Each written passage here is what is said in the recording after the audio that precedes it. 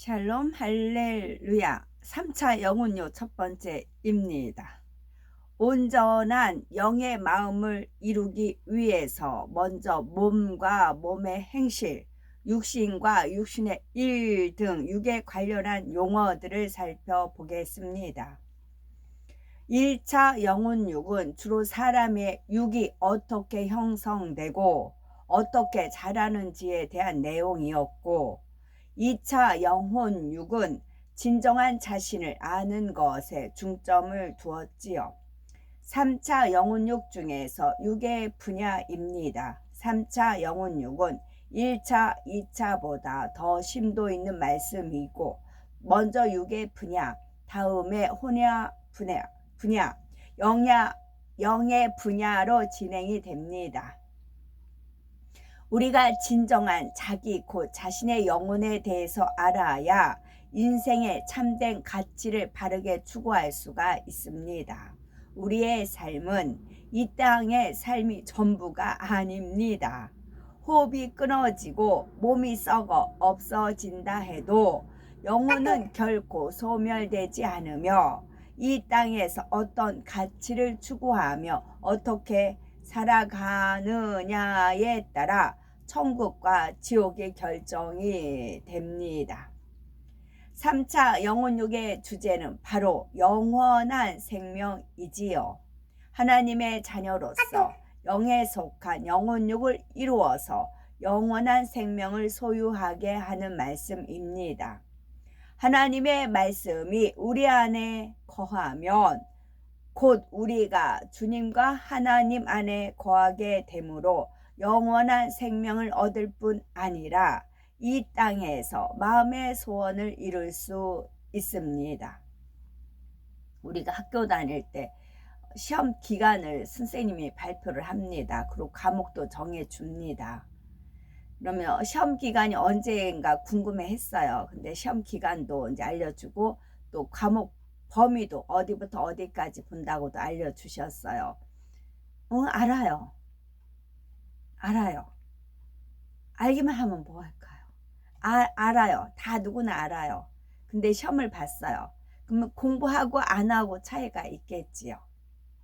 근데 같은 시간 공부를 해도 집중해서 하는 사람과 그렇지 않은 사람 성적이 또 틀리게 나오고 그러겠지요. 또 시험 끝날 때까지 긴장감을 풀지 않는 그런 마음으로 또 공부를 해야 되겠고요. 제가 유튜브 상에서 뭐 마지막 때로 해서 이렇게 많이들 이렇게 말씀하시는 거 보면 그래서 제가 그래요. 그래서 알아서 기름 준비해야 된다. 거기까지는 좋다는 거예요. 그럼 어떻게 기름 준비하고 딱딱 집어줘야지. 그렇지 않으니까 수박 겉핥기시로 맴 돌다 보니까 쭉정이밖에 안 되는 겁니다. 그러나 쭉정이가 많겠어요? 알곡이 많겠어요? 별 하나 쌀을 우리가 먹는 콩도 콩을 한번 비유 들어볼까요? 메주콩이라고 하죠. 노란 콩. 그런 이제 가장자리에다가 주로 심더라고요. 이제 타작을 했어요. 막 두들겼어요. 콩이 나왔어요. 콩이 맞나요? 버릴 거. 이제 불 뗄 수 있는 땔감으로 나오는 그 껍데기들이 많을까요? 그 아닌 거 알곡보다는 그 부스러기들이 더 많은 거지요. 그래서 너무 안타까워서 아버지 하나님 그럼 어떻게 해요 했더니 그런 비유를 떠올려 주시더라고요. 어느 곡식이든지 타작을 하면 알곡보다는 쭉정이가 더 많이 나오는 거다 그러시더라고요. 근데 그 알곡 중에서도 콩 중에서도 특히 콩나물을 기르는 분 이렇게 보니까 이렇게 콩을 이렇게 고르더라고요. 벌레 먹은 거는 안 되는가 봐요. 벌레 먹은 거, 기스난 거 그런 건 한쪽으로 다 고르시고 멀쩡한 거, 예쁜 것만 이렇게 남겨서 콩나물을 기르시는 그런 모습을 뵌 적이 있어요. 우리 또한 마찬가지예요. 알곡이 돼 벌레 먹고 그러면 안 돼요. 버려져요. 그래서 지금 영혼용 말씀 이거를 알아 들어서 알아 그러지 마시고 양식 삼아서 이대로 행하시면 됩니다. 사람의 마음에는 명백한 진리와 명백한 비진리, 그리고 양심과 본성이 있습니다. 사람의 마음에는 진리와 비진리, 양심과 본성이 있습니다. 양심과 본성은 둘 다 진리와 비진리가 섞여 있고 각 사람마다 다릅니다. 양심은 각 사람이 선악을 판단하는 데 기준이 되는 마음이지요. 악한 것을 보고 듣고 마음에 받아들이는 만큼 점차 양심이 악하게 물들어서 악한 것을 보아도 악한 줄을 모르게 됩니다. 반대로 하나님을 믿고 진리를 마음에 심는 만큼 양심이 선하게 변화됩니다. 우리가 성결되기 위해서는 명백한 비진리의 마음을 벗어버리고 양심의 악도 벗어버리며 더 깊은 악, 본성 속의 악까지도 발견해서 버려야 합니다. 본성이란 본성, 본향, 본죽 그렇게 나오죠. 본성이란 흙으로 비유하면 토질과 같은 것으로 부모의 길을 통해 전해질 뿐 아니라 사람이 태어나 자라면서 자기도 모르는 사이에 마음 깊숙한 곳에 형성된 마음입니다. 본성 속의 비진리는 자기 스스로 발견할 수가 없습니다. 그래서 하나님께서는 욥이나 다윗처럼 의로운 사람들에게도 연단을 허락하심으로 깊은 본성 속의 비진리를 발견케 하셨지요. 사람이 행함이나 마음으로도 범죄하지 않으며 선한 양심을 이루고 본성 속의 악까지도 발견하여 벗어버릴 때 온전한 영의 마음을 이루었다 할 수 있습니다. 육이라는 단어에는 의미가 있습니다. 육은 첫째로는 눈에 보이는 거, 만져지는 몸을 말하지요. 두 번째 의미는 썩어지고 변질되는 거, 비진리에 속한 모든 것이 영에 반대되는 개념으로 육이라고 합니다. 영이란 영원한 거, 신령하고 온전한 거, 진리, 생명 등을 의미하고요.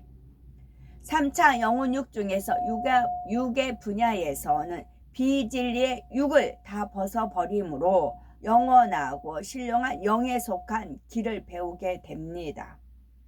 그런데 비진리의 육에 대해 알려면 몸의 행실, 육신, 육신의 일, 육체, 육체의 일, 육신의 정욕, 안목의 정욕, 이생의 자랑 등 용어를 알아야 하지요. 영적인 의미를 배우기 전에는 몸이나 육신, 육체가 다 비슷비슷한 것 같고 몸의 행실, 육신의 일, 육체의 일 등도 별 차이가 없는 것처럼 여겨집니다. 그러나 이런 용어들은 분명히 각각의 의미가 있으며 우리가 그 의미들을 정확히 알고 성경을 읽을 때라야 구원에 대한 개념도 더 정확하게 알 수가 있고 성결되는 방법도 더 구체적으로 알 수가 있습니다. 로마서 8장 13절에 너희가 육신대로 살면 반드시 죽을 것이로되 영으로서 몸의 행실을 죽이면 살리니 말씀하시지요. 여기서 몸이란 우리의 신체를 말하는 것이 아니라 하나님께서 사람에게 심어주신 영의 지식에 빠져나간 뒤에 남겨진 육을 의미합니다. 첫사람 아담이 하나님 말씀에 불순종하여 선악과를 먹자 죄의 싹슨 사망이라는 영계의 법칙에 따라 아담의 영은 죽게 되었고 하나님과의 관계가 단절되었습니다. 그러자 점차 그의 마음에서 진리의 지식에 빠져나가고 대신 원수 마귀 사단이 심어주는 비진리가 채워지게 되었지요. 어떤 액체가 든 컵을 사람에 비유하면 컵이 사람의 몸이고 컵 안에 있는 액체는 영이라 할 수가 있습니다.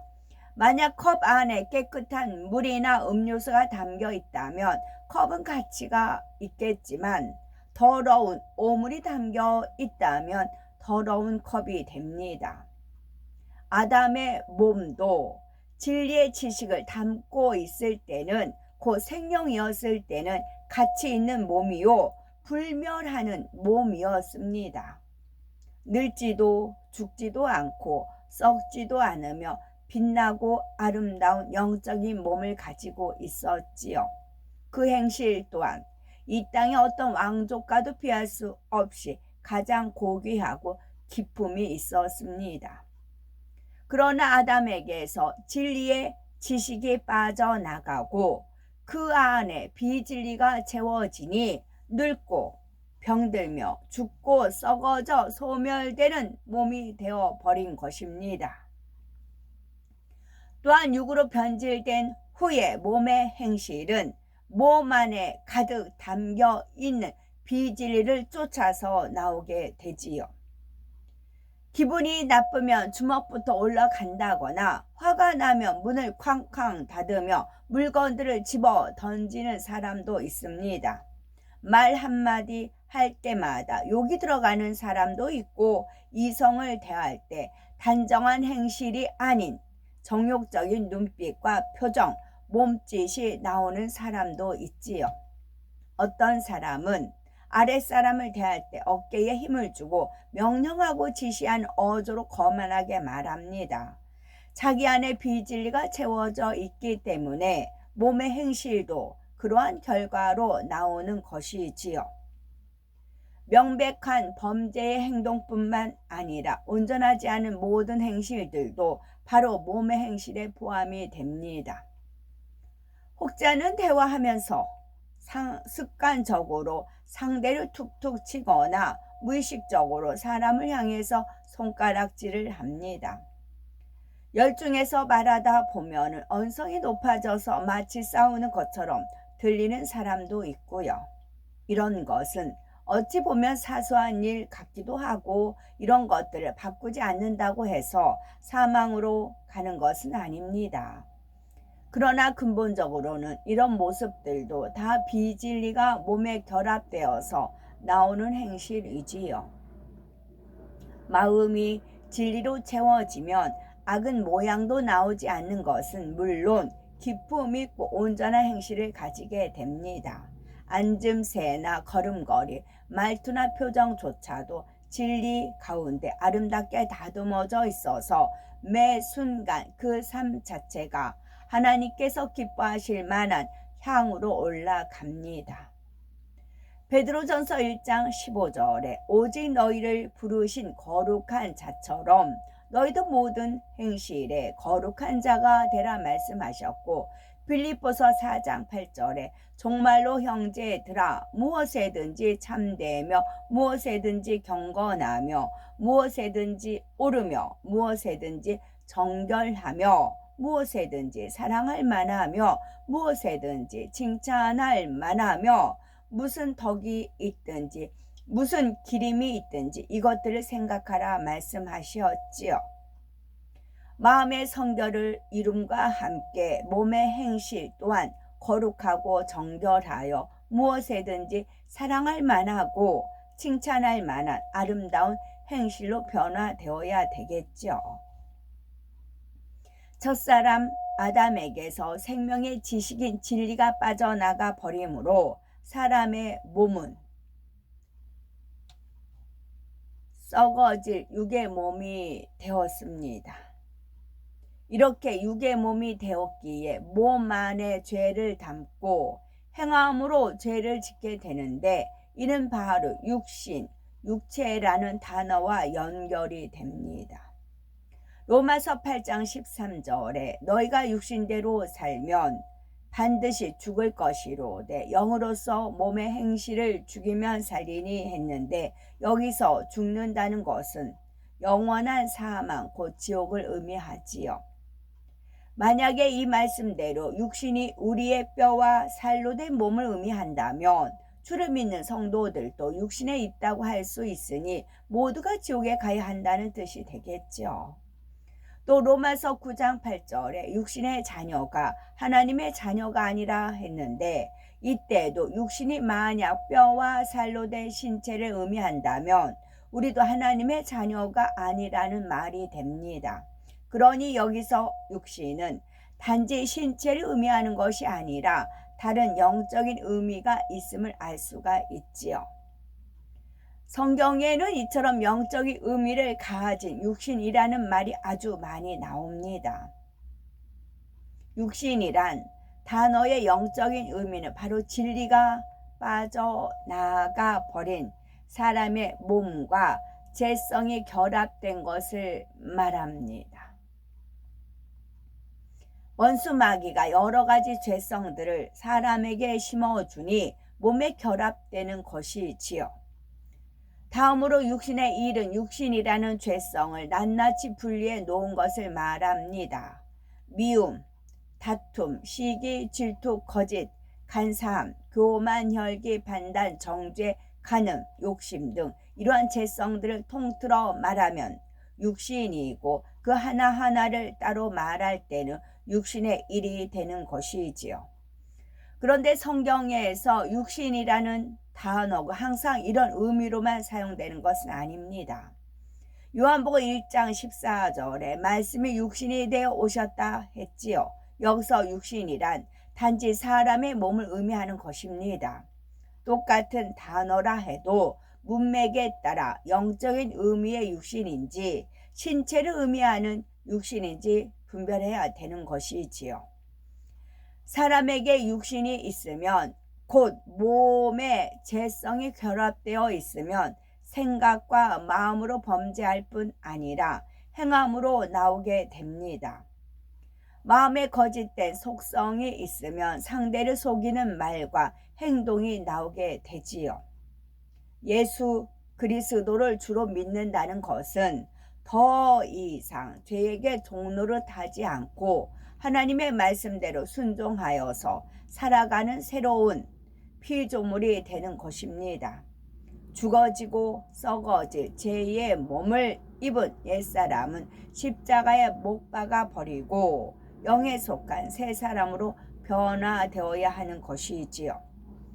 죄의 몸을 벗고 새 사람을 잇는 방법을 간단히 설명하면 성경에 하라, 하지 말라, 버리라, 지키라 하신 말씀들을 처음 들은 그대로 지켜 행하면 됩니다. 그럴 때 우리의 몸은 진리로 채워진 영적인 몸으로 변화되고 거룩한 하나님의 자녀들로 온전한 구원의 열매를 손에 쥐게 되는 것이지요. 우리는 말씀을 통해서 내 자신에게 있는 육의 모습들을 낱낱이 해부하여 남김없이 벗어버림으로 하루속히 신령한 하나님의 자녀들로 변화되어 다시 오실 주님을 맞이할 준비를 마치는 복된 우리가 되셔야 되겠습니다. 아멘.